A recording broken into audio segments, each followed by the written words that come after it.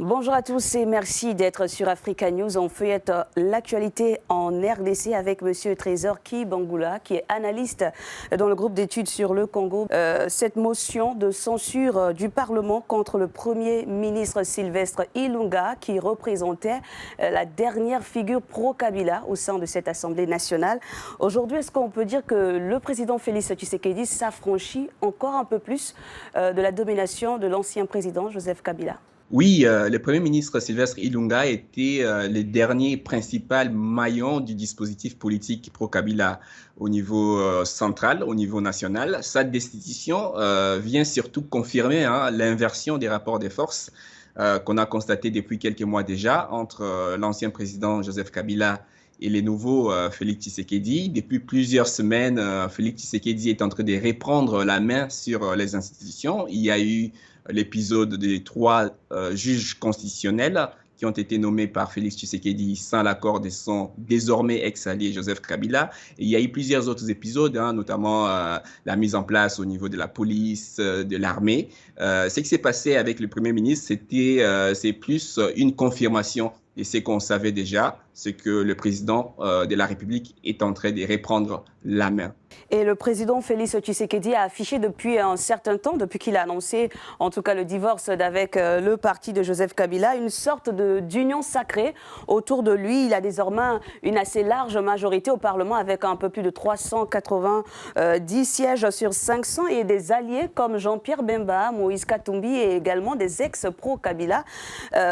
Une majorité assez hétéroclite. Est-ce qu'il aura les moyens de pouvoir satisfaire tous les appétits de ces différents clans?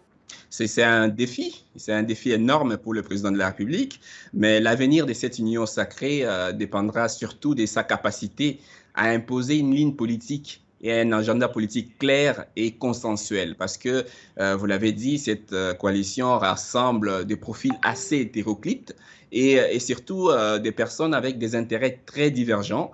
Il y a beaucoup qui sont venus, surtout ceux du FCC, qui sont venus rejoindre ces bateaux parce qu'ils voulaient se repositionner au regard de l'affaiblissement de leur famille politique. Il y a d'autres nouveaux ralliés, Jean-Pierre Bemba ou Moïse Katumbi, qui viennent aussi pour essayer d'avoir un regard sur des réformes, surtout électorales, qui vont être mises en place parce que lors des dernières échéances électorales, ils n'ont pas été candidats, ils étaient invalidés. Donc, c'est une opportunité pour eux de venir un peu participer à ce qui va se passer. Et il y a aussi le président Tshisekedi qui a son agenda. Il aura un bilan à défendre en 2023.